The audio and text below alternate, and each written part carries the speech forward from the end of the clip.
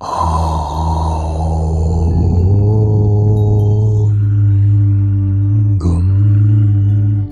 ഗുരുഭ്യോ നമഃ. ഏവർക്കും പ്രണാമം. നമുക്ക് ശ്രീ വാൽമീകി രാമായണത്തിലേക്ക് തന്നെ മടങ്ങാം. കപീശ്വരൻ കിഷ്കിന്ധാപുരത്തിൽ സരസം വസിച്ചു. മഴക്കാലം അത്രയും കാമശോക പീഡിതനായി തന്നെ ശ്രീരാമചന്ദ്രൻ രാത്രികൾ കഴിച്ചുകൂട്ടി. വാനിടം കാറൊഴിഞ്ഞ് പരിനിർമ്മലമായി. വെളുത്ത ആകാശം, തെളിഞ്ഞ പൂർണ്ണചന്ദ്രൻ, പൂനിലാവ് പൂശിയ ശരൽക്കാല രാത്രി, സുഗ്രീവന്റെ കാമചാരിത്വം, സീതാവിയോഗം, ദിവസങ്ങൾ ഓരോന്നോരോന്നായി കഴിഞ്ഞ് കാലാതിക്രമം എല്ലാം ദാശരഥിയുടെ ഹൃദയത്തെ മോഹിപ്പിച്ചു. അതിദീനനായെങ്കിലും അല്പസമയം കൊണ്ട് പൂർവ്വസ്ഥിതിയിൽ എത്തി. സ്വഹൃദയത്തിൽ സുപ്രതിഷ്ഠിതയാണെങ്കിലും ദേവൻ അരക്ഷണമെങ്കിലും സീതയെ ഓർക്കാതിരുന്നില്ല. ഉത്തമ ധാതുക്കളോട് കൂടിയ ഗിരിശൃംഗത്തിൽ ആണ് ഇരിക്കുന്നതെങ്കിലും ശരൽക്കാല നഭസിന്റെ ശോഭ കണ്ട് ഹൃദയത്താൽ ജനകാത്മജയെ സമീപിച്ചു. കാറും മിന്നലും ഇല്ലാതെ അരയന്നനാദങ്ങളാൽ ശബ്ദായമാനമായ തെളിഞ്ഞ ഗഗനം ദേവനെ വിഹ്വലനാക്കിയതുപോലെ ദീനവാക്കുകളാൽ വിലപിച്ചു. മനോമോഹന ശബ്ദമുള്ള ഏതൊരുവൾ പണ്ട് രാജഹംസങ്ങളുടെ കളശിഞ്ചിതനാദത്താൽ ആശ്രമത്തിൽ ആനന്ദിച്ചുവോ, ആ സ്ത്രീരത്നമിന്ന് എങ്ങനെ സന്തുഷ്ടയായി തീരും? കറകളഞ്ഞ കനകം പോലെ വികസിച്ച കുസുമങ്ങൾ നിറഞ്ഞു നിൽക്കുന്ന വേങ്ങകൾ കാണുമ്പോൾ എന്നെ കൂടാതെ സീതയ്ക്ക് സന്തുഷ്ടി എങ്ങനെയുണ്ടാകും?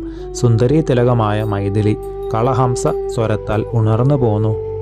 ഇന്ന് അവൾ എങ്ങനെയാണ് പ്രഭാതത്തിൽ എഴുന്നേൽക്കുക? ഇണചേർന്ന് സന്തുഷ്ടരായ കോകപക്ഷികളുടെ മൃദുലനാദം കേൾക്കുമ്പോൾ ആ ആയതലോചന എത്രമാത്രം വിഷമിക്കും. നദിയുടെ, കുളത്തിൻ്റെ, പൊയ്കയുടെ തീരങ്ങളിൽ മഹാരണ്യങ്ങളുടെ മധ്യത്തിൽ ഒറ്റയ്ക്ക് ഞാനിങ്ങനെ നടക്കുമ്പോൾ അല്പവും സുഖം തോന്നുന്നില്ല. എന്നെ പിരിഞ്ഞു വസിക്കുന്ന ആ പൂവാലാളെ മഹാക്രൂരനായ മന്മഥൻ ശരൽക്കാല ഗുണം കൊണ്ട് അത്യധികം വ്യസനിപ്പിക്കുമോ? മഴവെള്ളം കുതിച്ച് കരയുന്ന വേഴാമ്പൽ പോലെ കൃജൻ വിലപിക്കുന്നത് കായികനികൾ കൊണ്ടുവരുവാൻ അദ്രിതളത്തിലേക്ക് പോയി വന്ന ലക്ഷ്മീവാനായ ലക്ഷ്മണൻ കണ്ടു. ഒറ്റയ്ക്കിരുന്ന തീവ്രചിന്തകൾക്ക് അധീനനായി വിവേകം വിട്ട അഗ്രജനോട് സൗമിത്രി തുല്യ ദുഃഖത്തോടെ ഓർമ്മപ്പെടുത്തി. പ്രഭോ, അവിടുന്ന് കാമന് അടിമപ്പെടുകയോ സ്വന്തം പൗരുഷത്തെ അടിയറ വയ്ക്കുകയോ വ്യസനം ഏകാഗ്ര സമാധിയെ ജയിക്കുകയോ യോഗശക്തി കൊണ്ട് എന്തെന്താണ് ഒതുങ്ങാത്തത്? മനസ്സിൻ്റെ മങ്ങൽ മാറ്റി സമാധിയോഗത്തിൽ സുസ്ഥിരമായി നിർത്തി കർമ്മം ചെയ്യുവാൻ ഒരുങ്ങണേ. ഉദ്ദേശഫലപ്രാപ്തിക്ക് പൗരുഷപൂർണമായി യജ്ഞം ചെയ്യുക. ലോകത്തിൽ ഏതൊരാൾക്കും ഒരിക്കലും സിദ്ധിക്കാത്ത ദേവിയാണ് ജ്യേഷ്ഠത്തി. അവിടുത്തെ കൊണ്ട് മാത്രമാണ് ദേവി സനാഥയായതും. ആളിക്കത്തുന്ന തീജാലകളോട് അടുക്കുന്ന എന്തെങ്കിലും കരിയാതെ ചാമ്പലാകാതെ ഇരിക്കുമോ? ദൃശ്യനും നൈസർഗിക ലക്ഷണാന്യുതനും വാക്പടുവുമായ ലക്ഷ്മണനോട് ദേവൻ അരുളി ചെയ്തു. ഹിതവും പ്രിയവുമായ നിന്റെ വാക്കുകൾ നീതിയുക്തമാണ്, സാമ ധർമാർത്ഥം നിറഞ്ഞവയുമാണ്. എന്നാൽ കാര്യപ്രാപ്തിക്ക് ഉത്സാഹിക്കുകയും കൂടി വേണം. മാത്രമല്ല, ദുസാധമായ കാര്യം ചെയ്യുമ്പോൾ കുമാര നല്ല പോലെ ചിന്തിക്കുകയും വേണം. അംബുജനേത്രയായ വൈദേഹിയെ ഓർത്തപ്പോൾ ദേവന്റെ മുഖം വരണ്ടു. ലക്ഷ്മണ, ഭൂമിയെ മുഴുവൻ ഇന്ദ്രൻ മഴ കൊണ്ട് നല്ല പോലെ നീരാടിച്ചു, തികച്ചും സസ്യപുഷ്ടിയുള്ളതാക്കി വിരമിച്ചു. തീന്ദ്രശൃംഗങ്ങളിലെ മാമരങ്ങൾക്കു മുകളിൽ സ്നിഗ്ധമായി നിന്നിരുന്ന മേഘജാലങ്ങൾ ജലധാര ചെയ്ത് അടങ്ങി. നീലത്താമരപ്പൂ ശോഭ 10 ദിക്കിനും നൽകിയിരുന്ന കാർനിര മതം വിട്ട ആനകൾ പോലെ അടങ്ങിക്കഴിഞ്ഞു. വെള്ളത്തുള്ളികൾ വഹിച്ച് വലുതായി കുടകപ്പാല, കടമ്പ് എന്നീ കുസുമ പരിമളങ്ങൾ പൂശി ശക്തിയായി അടിച്ചിരുന്ന കാറ്റ് മന്ദമാരുതനായി മാറി. സൗമ്യനായ സൗമിത്രി, മേഘങ്ങൾ, ആനകൾ, മയിലുകൾ, നദീപ്രവാഹങ്ങൾ എന്നിവയുടെ ശബ്ദങ്ങൾ നിലച്ചു. പേമാരി കൊണ്ട് അഴുക്കെല്ലാം പോയി. വിചിത്ര വർണ്ണാന്വിതങ്ങളായ പർവ്വതസാനുക്കൾ പകിട്ടോടെ പ്രശോഭിക്കുന്നത് നോക്കൂ.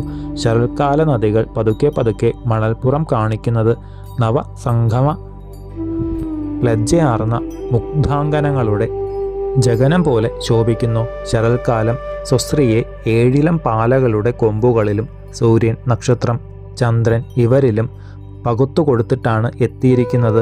ചിലയിടങ്ങളിൽ വിചിത്ര ശോഭയാർന്ന ശരൽക്കാല ഗുണശോഭ ആദിത്യരശ്മികൾ കൊണ്ട് വികസിച്ച താമര പൊയ്കയൊത്ത് അത്യധികം വിളങ്ങുന്നു. ലക്ഷ്മണ, 7 പാലപ്പൂക്കളുടെ പുതുമണം ഏന്തിയ മന്ദപവനൻ മുരണ്ടുകൊണ്ട് അനുഗമിക്കുന്ന വണ്ടിൻ ചാർത്തുകളാൽ പരിസേവ്യനായി അവിശ്രമമുള്ള വീശലാൽ മാതംഗങ്ങൾക്ക് മദം വർദ്ധിപ്പിക്കുകയാണ്. സരസ്സുകളിൽ വികസിച്ചു നിൽക്കുന്ന താമരപ്പൂ പരാഗങ്ങളെ വാരിപ്പൂശി ചിറകുകൾ വിടർത്തി അരയന്നങ്ങൾ നദീമണൽ തിട്ടകളിൽ ചക്രവാകങ്ങളോടുകൂടി സ്വച്ഛന്തം വിഹരിക്കുന്നത് കാണൂ. പ്രകൃതിയുടെ അകൃത്രിമമായ ശോഭ മതമേന്തിയ ഗജങ്ങളിലും പുളയ്ക്കുന്ന ഗോക്കളിലും നിർമ്മലജലവാഹിനികളായ നദികളിലും വേർതിരിഞ്ഞു നിൽക്കുകയാണെന്ന് തോന്നും. ശേഷം ചരിതം നമുക്ക് അടുത്ത ഭാഗത്തിലൂടെ കാണാം. ഗുരുപാദങ്ങളിൽ സാഷ്ടാംഗ പ്രണാമത്തോടെ നമസ്കാരം.